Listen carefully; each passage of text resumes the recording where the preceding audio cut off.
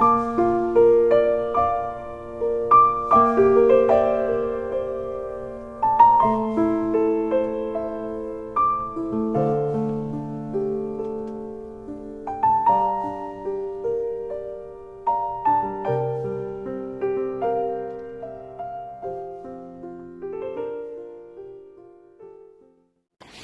말씀 고린도전서 1장 10절에서 17절까지의 말씀 함께 살피도록 하겠습니다. 계시록의 7교회를 향해 주시는 말씀들 살피다가 오늘 잠깐 이 고린도 교회에 대해서 또 살펴보게 되었습니다. 바울이 고린도 지역에 있는 교회들에게 보낸 편지입니다. 이제 저희가 에베소, 서머나, 버가모 교회들을 살폈는데 도시들마다 특징들이 다 있었지 않습니까? 이것이 굉장히 중요합니다. 고린도도 상업의 중심지이기도 했지만 아프로디테 신전이 있었죠. 신전 창기들이 온갖 음행 그리고 도박이 또 성행했던 그런 타락의 중심지였습니다. 그래서 이제 신약의 라스베가스다라고 불리기도 하죠. 고린도 사람처럼 행한다라는 이 뜻은 그 당시에 참 방탕하기가 짝이 없다라는 의미와 같을 정도였습니다. 성도들 자체도 이런 환경에서 신앙생활을 하는 성도들이니 성도들 한 사람 한 사람에게도 문제가 있었겠지만 사실은 우리 교회와 성도들이 위치한 곳, 이 환경이 얼마나 중요한지 모릅니다. 혹시 이렇게 말할 수 있겠죠. 환경은 그래도 저는 내 믿음 지키면서 살아갑니다. 주위의 분위기는 그래도 나는 내 믿음 지키면 됩니다. 사실은 굉장히 교만한 발상입니다. 영향을 받는데요, 크게 받게 되어 있습니다. 어쩌면은 우리 인생의 방향을 바꿀 정도로 우리 주변 사람들의 영향을, 주변 환경의 영향을 받게 되어 있다는 거죠. 그만큼 우리 믿음을 지키는 것이 쉽지가 않습니다. 지난 시간에 살핀 버가모 교회를 향해서 주님이 이렇게 말씀을 하셨습니다. 나는 네가 어디 사는지 알고 있다. 근데 내가 아는데 거기는 사탄의 왕좌, 권좌가 있는 곳이다. 근데 너는 내 이름을 굳게 잡아서 내 충성된 증인 안디바가 죽음을 당할 때에도 너희는 나를 믿는 그 믿음을 저버리지 않았다라고 칭찬을 하실 정도이죠. 환경이 어떠하든지 정말 믿음을 지키고 사는 것이 쉽지는 않은데 그 믿음을 굳게 지키고 주님의 이름을 굳게 붙잡고 살아가는 모습을 볼 때 주님께서 이렇게 칭찬을 하실 만하다는 거죠. 지금 사실 우리는 너무나도 혼란스러운 시대, 혼란스러운 그런 땅에 우리는 살아가고 있습니다. 차라리 아주 재해가 닥치고 핍박이 주어져서 정말 함께 모여 기도하고 주님의 이름을 붙잡고 서로 위로하며 살아가면 그나마 우리가 믿음을 잘 지키며 살아갈 수 있을 텐데 너무나도 편리한, 너무나도 좋은 환경에서 살아가다 보니까 우리의 그런 의도, 우리의 그런 의지가 너무 강하고 우리의 그 소견이 너무 그렇게 옳다고 여기는 이런 시대를 살아가고 있으니 참으로 우리가 살아가고 있는 이 지역도 정말 주님께서 보실 때 내가 안다라고 말씀하실 만하다는 거죠. 그만큼 우리는 환경 그리고 자주 만나고 접하는 사람들의 영향을 크게 받으며 살아가는 존재들입니다. 버가모 교회는 사탄의 그 왕좌, 권좌를 그 자리를 잡은 곳 위치에 있었죠. 그런데 그들은 주님의 이름을 굳게 붙잡았고 주님의 충성된 증인 안디바가 순교를 당할 때에도 믿음을 저버리지 않았다라는 것을 우리가 지난 시간에 살폈습니다. 지금 고린도 교회가 위치한 고린도라는 도시, 신약시대의 가장 타락한 도시였죠. 가장 교회가 말씀으로 세워지기에 어려운 곳에 보이는 곳이었는데 하나님의 구원 역사는 진행이 되고 있었습니다. 주님의 교회는 그곳에 세워지고 있었죠. 그 중심에 하나님의 말씀이 있었습니다. 바로 고린도 교회에게 보낸 편지이죠. 그래서 바울은 이 편지를 쓰면서 그 교회와 성도들을 향해서 부르심을 받은 공동체라고 그 교회의 정체성을 분명하게 말해주고 있습니다. 여러 가지 고린도 전후서에 나타나는 모습을 보면은 여러 가지 문제가 참 많았습니다. 그런데 바울은요, 예수 안에서 거룩하여지고 성도라고 부르심을 받는 자들이다. 우리의 주가 되시는 예수 그리스도의 이름을 부르는 자들이라 라고 그렇게 규정을 하고 있습니다. 우리는 분명히 주님의 부르심을 입은 자들입니다. 그래서 원래 교회 표도 부르심을 받은 대로 행하라라는 것이죠. 그래서 우리는 예수 그리스도 안에서 매일매일 거룩해지고 주의 이름을 부르는 자들로 살아야 합니다. 특별히 우리가 주님의 부르심을 입은 자들로 우리 삶에 분명하게 드러나야 될 증거가 있는데요. 부르심을 받은 공동체이고 이것이 우리 삶에 어떻게 드러나는가? 바로 은사를 어떻게 사용하는가라는 문제다라는 것을 바울이 분명하게 말해줍니다. 하나님은 부르신 모든 성도들에게 은사를 주시는데 풍성하게 주셨습니다. 그래서 우리가 이 은사를 사용을 하면서 주님 앞에 돌려드리면서 주님의 다시 오심을 기다려야 한다라고 설명을 하고 있습니다. 우리 7절 말씀에 한번 보시면은 너희가 모든 은사에 부족함이 없이 우리 주 예수 그리스도의 나타나심을 기다려야 한다라고 말하고 있죠. 우리에게 주신 은사를 만약 잘못 사용하고 있다면은 하나님의 영광을 가질 뿐만 아니라 그리스도의 나타나시는 그날에 책망을 받을 것이라. 그 다음 8절에 보니까 그렇게 말씀을 하고 계십니다. 주께서 너희를 우리 주 예수 그리스도의 날에 주님이 다시 오시는 날에 책망할 것이 없는 자로 끝까지 견고하게 하시리라. 주님이 우리에게 책망을 하시게 된다면 그것은 은사 사용과 바로 직결이 되어 있습니다. 주 예수 그리스도의 날, 주님이 다시 오시는 그날에 착하고 충성된 종아라고 칭찬을 받거나 악하고 게으른 종아라고 책망을 받거나 둘 중에 하나입니다. 성경은 그 회색 지대가 없다라는 것이죠. 그 기준이 무엇인가 하면은 우리에게 주신 은사를 우리가 어떻게 사용하였는가, 이 땅을 사는 동안 이 은사를 가지고 어떻게 사용하였는가, 이것으로 착하고 충성된 종 아니면 악하고 게으른 종이라는 평가를 받게 된다는 거죠. 그래서 은사를 사용하는 것은 굉장히 소중합니다. 그리고 조심스럽게 주의를 하면서 주님의 뜻대로 충성스럽게 사용하면서 주님의 다시 오심을 우리는 기다려야 하는 것이죠. 그래서 주님이 오시는 그날에 주님 앞에 책망받을 것이 없는 자로 설 수 있어야 합니다. 은사를 사용하는 것이 주님 오실 때 책망받을 것 없는 자로 서는 것과 어떤 관계가 있는가? 에베소 4장 7절 8절 말씀을 다시 한번 읽어보시겠습니다. 우리 각 사람에게 그리스도의 선물의 분량대로 은혜를 주셨나니 그러므로 이르기를 그가 위로 올라가실 때에 사로잡혔던 자들을 사로잡으시고 사람들에게 선물을 주셨다 하였도다. 선물이 바로 은사이죠. 헬라어 원어로 카리스라는 단어입니다. 그러니까 은사가 무엇이냐면 주님께서 위로 올라가실 때, 승전하실 때에 우리 각 사람에게 주신 것이다 라고 성경은 에베소를 통해서 분명하게 말하고 있습니다. 모든 사람에게 선물의 그 분량대로 우리에게 은사를 나누어 주신 것이죠. 그러니까 이 분량은 다를 수가 있습니다. 그런데 모든 사람들에게 모두 주신 것이 바로 은사라는 거죠. 그 성경의 달란트와 문화 비유를 통해서 이것을 분명하게 우리에게 설명해 주고 계시죠.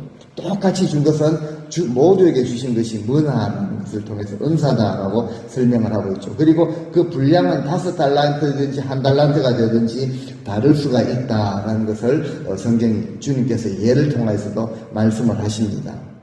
그러니까 이제 주님께서 승천하실 때 죄와 사망의 권세를 이기시고 승리하신 후에 전쟁에서 승리하신 후에 승천하실 때에 전쟁 포로를 사로잡으시고 하나님의 백성들에게 선물로 주신 것, 전리품으로 주신 것이 바로 은사다라고 이렇게 예를 들어서 설명을 하십니다.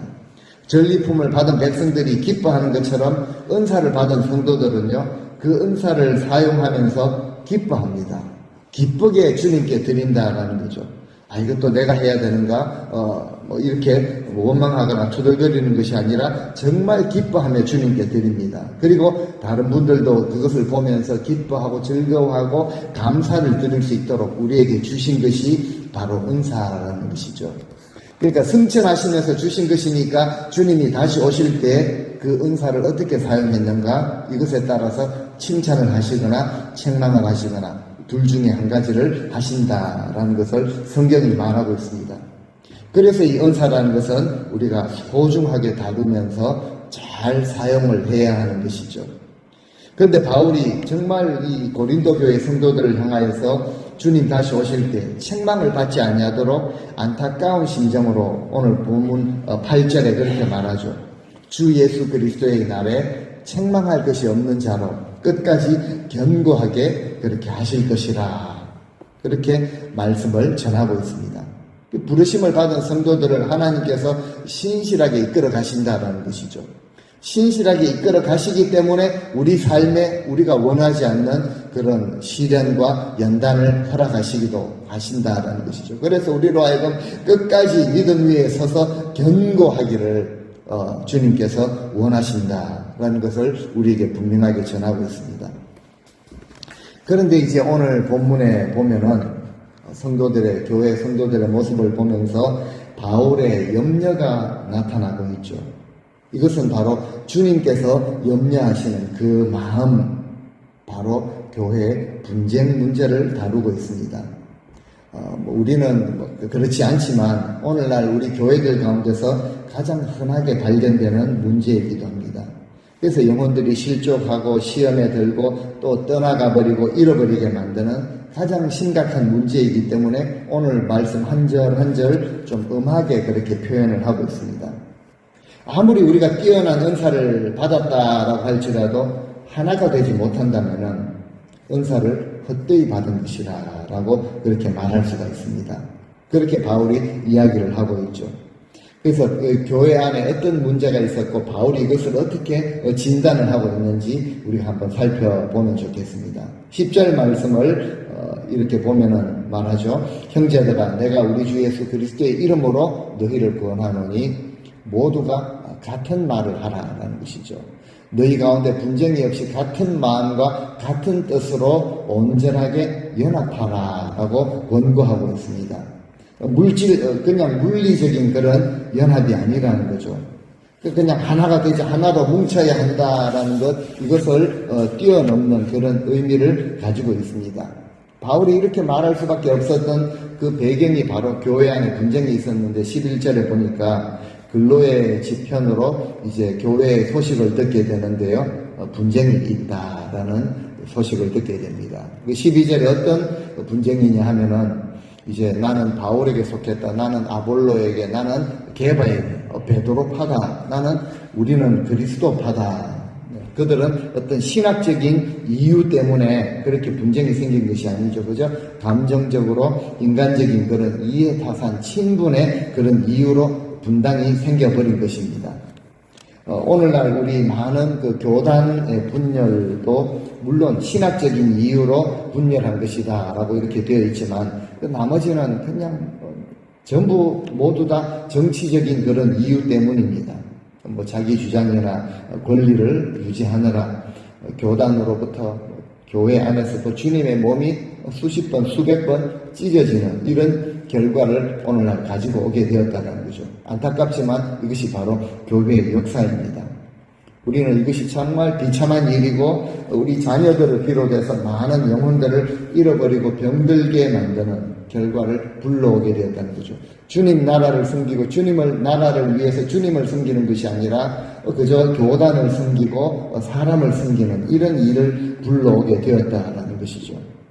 우리 부모님들 세대가 가슴을 치며 통곡하며 주님 앞에 회개해야 할 일인데 어떻게 보면 교단 위로 올라갈수록 어른들은 여전히 자기 밥그릇 지키는데 여념이 없다라는 것을 또 우리는 발견하게 됩니다. 교회 안에 분쟁의 중심이 된 인물들이 소개되는데요. 여기 보니까 바울이 있고 아볼로가 있습니다. 그리고 베드로가 있고 그리스도가 계시죠. 바울이나 게바나 베드로나 이런 인물들에게 문제가 있었다는 것이 아니고 교회 안에서 주님이 주인이 되셔야 되는데 사람들이 그 중심에 있었다. 그 본인들이 원한 것도 아닙니다. 사람들이 만든 것이죠. 이것이 문제라는 것입니다. 여기에 그리스도파도 있었죠. 주님이 주인 되시는 파가 아니라 우리는 또 너희와 다르다. 우리는 더 뛰어난 파다. 결국 같은 것이죠. 이것에 대한 바울의 안타까움, 주님의 아파하심이 느껴지는 것입니다. 사람은 누구나 다 소속감을 가지고 그 안에서 안정감을 누리는 법이죠. 이것을 절대로 부정하는 것은 아닙니다.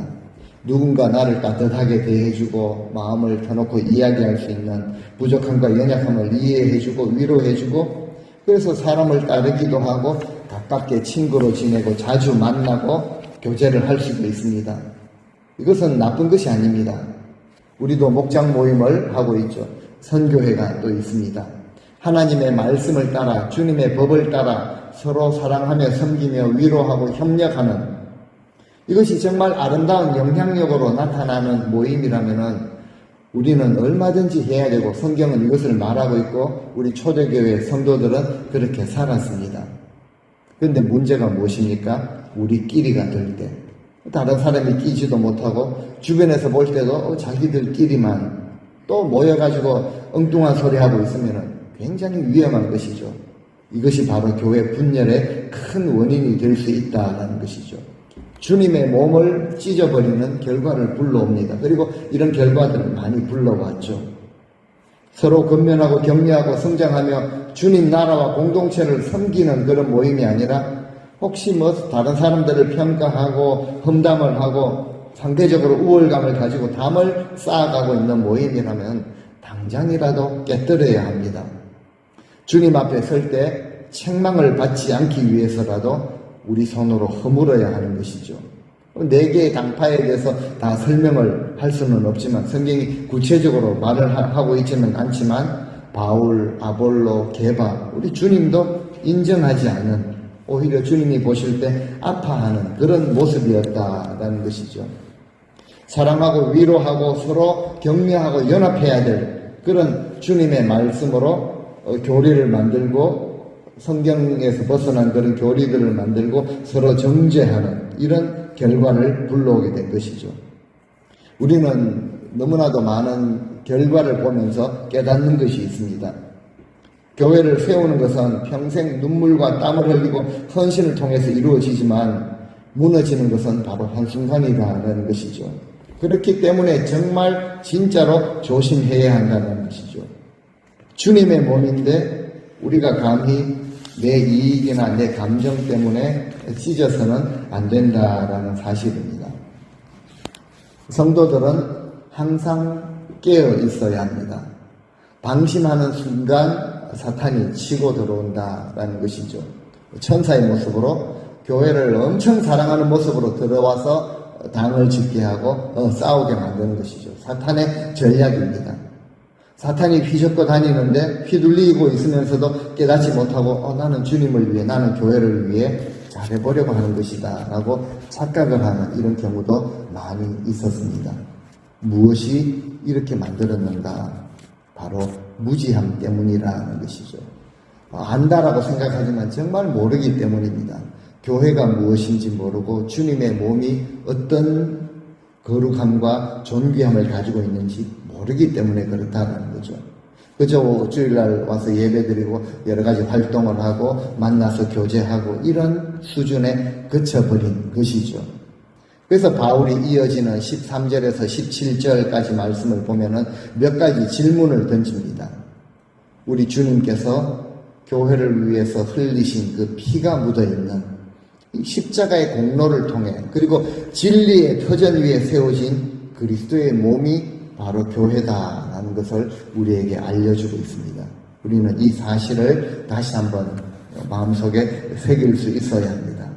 13절에 보면은 그리스도께서 어떻게 나뉘어졌느냐, 바울이 너희를 위해서 십자가에 못 박혔느냐, 바울의 이름으로 너희가 세례를 받았느냐. 주님은 한 분이신데 왜 사사로운 감정으로 주님의 몸을 이렇게 나누려고 하느냐라는 것을 말하고 있죠. 그리스도에게 연합한 우리는 한 몸, 한 지체라는 것을 분명하게 성경은 말하고 있습니다. 주님도 나누지 않는 그 몸을 성도들이 자기 입맛에 따라서 나누었다라는 것을 드러내고 있는 것이죠. 바울은 분명하고 명확하게 확실하게 설명을 하는데 어떻게 말합니까? 어떤 무리들은 나를 중심으로 나를 따르고 있는데 나는 아무것도 아니다라고 바울은 분명하게 말하고 있습니다. 바울은 성도들이 자신을 좀 따른다고 해서 무리가 생겼다고 해서 이것을 은근히 즐기거나 그것을 붙들려고 하지 않고 있죠. 내가 너희를 위해서 십자가에 못 박혔느냐라고 말을 하고 있습니다. 그러면 따르는 자들은 어떻게 말합니까? 아니 누가 바울이 우리를 위해서 십자가에 못 박힌 정도라고까지 말했습니까? 라고 반론을 하죠. 충분히 그렇게 말을 합니다. 그런데요, 이 당을 짓고 무리에 속하게 되면은 주님께도 드리지 못하는 충성과 헌신을 그 사람을 위해서는 얼마든지 드린다는 거죠. 희생하고 수고하고 손해를 감당하면서 헌신까지 해가면서 수족처럼 갖다 바치는 것을 볼 때 바울이 이렇게 말하죠. 내가 너희를 위해서 십자가에 못 박혔느냐? 너희가 내 이름으로 지금 세례를 받았느냐? 라고 말할 만합니다. 그리고 분명하게 드러내죠. 나는 몇 명 외에 세례를 베풀지 않았던 것도 바로 이것을 염려했기 때문이라. 굉장히 성숙한 그런 모습이죠. 14절에 보니까 그리스도와 가이오 외에는 세례를 베풀지 않았다. 그리고 15절에 그 이유를 말하고 있죠. 아무도 내 이름으로 세례를 받았다. 사실 목회자로서 좀 유혹이기도 합니다. 항상 이렇게 뭘 보고를 할 때도 한 해에 세례를 몇 명 베풀었습니까? 이런 것을 저도 이렇게 보고를 그렇게 하는데요. 어떤 집회에 가서 이 세례를 몇 명, 특별히 군대 군목 하신 분들 이야기를 들어보면 집회 군생활 이렇게 한 동안 세례를 몇 명에게 베풀었고, 그러니까 군인들은 받고 또 받죠. 받으면은 우유하고 빵을 주니까 군에서 몇 번 세례를 받고 나왔습니다. 이것이 정말 어처구니가 없고 아이러니한 그런 일이라는 것입니다. 분쟁을 하다 보면 나중에 할 말이 없으면 너 누구한테 세례를 받았냐? 사람 중심으로 된다는 거예요. 나는 바울에게 세례를 받았다. 무엇을 가지고 있습니까? 실세에게 붙어 있었다라는 이런 자부심이죠. 이걸 가지고 자랑하고 다니게 된다라는 거죠. 16절에도 말합니다. 스데바나와 집사람에게 세례를 베풀었지만 그 외 다른 누구에게도 세례를 베풀었는지 나는 알지 못한다. 본질을 성경은 항상 우리에게 알려주고 있죠. 세례의 본질은 죄에 대해서 죽고 그리스도와 연합하는 것인데 본질은 잊어버리고 누구에게 받았냐? 몇 명에게 세례를 주었냐? 베드로는 몇 명에게, 하루에도 몇천 명에게 주었다는데 이런 식으로 나오기 쉽다라는 것이죠. 오늘날 우리 시대의 모습 아니겠습니까? 어떤 유명 인사에게 만나면 사인을 항상 받아야 되고 서로 연락을 나누고 이것을 자랑거리로 여기는, 그리고 이것 가지고 분쟁을 하고 있으니 바울이 볼 때 얼마나 기가 막힌 일인가. 그래서 마지막 17절에 아주 중요한 말씀을 우리에게 던지십니다. 17절 말씀 같이 읽어 보시겠습니다. 그리스도께서 오직 복음을 전하게 하리 하시미로되 말의 지혜로 하지 아니하면 그리스도의 십자가가 헛되지 않게 하려 함이라. 아멘. 바울은 그리스도의 십자가를 이야기를 합니다. 그리스도의 십자가에 반대되는 것으로 말의 지혜라는 것을 꺼내고 있죠. 주님께서 나를 보내신 것은 어떤 업적이나 세례를 베풀고 어떤 성과를 얼마나 이루었다, 내가 사역의 결과가 이러하다라는 것을 드러내기 위한 것이 아니라 오직 복음을 전하게 하려 하십니다 라고 분명하게 선포하고 있습니다. 말의 지혜로 하지 않았다라는 것을 말하고 있죠. 오직 복음을 전하기 위함이었다. 오늘날 시대는요, 말의 지혜를 너무 좋아합니다. 그것을 너무 추구하고 또 말의 지혜가 뛰어나면은 은혜 받았다라는 말까지 하게 되는 것이죠. 십자가의 복음보다 더 훌륭하게 여기는 시대가 되어버렸습니다. 그리고 자신의 그런 것을 말로 표현하는 그런 근데 이것을 굉장히 위험한 것으로 말하고 있죠. 복음에 반하는 것으로 바울이 예를 들고 있다는 것이죠. 결국 교회 분열도 보니까 이런 말의 지혜로 갈라지게 하였다라는 것이죠. 분열이라는 것은 사탄이 쓰는 수법입니다. 결국 주님의 거룩한 공동체를 갈라지게 하는 행위라는 거죠. 사탄이 이것에 혈안이 되어 있습니다. 바울은 우리에게 오늘 이 본문을 통해서 분명하게 복음을 전하고 있습니다. 우리를 위해서 십자가를 지시고 자신의 몸을 찢어주신 분은 오직 예수 그리스도 한 분이시다. 이것을 바울은 실제로 알았고 이것을 분명하게 정확하게 명확하게 전달하고 있다라는 것이죠. 그러니까 십자가의 그 은혜 가운데 하나 되는 것이 바로 신앙의 본질이라는 것이죠. 그래서 교회들을 향해서 각 서신서를 쓸 때마다 성도들의 삶에 대해서 그렇게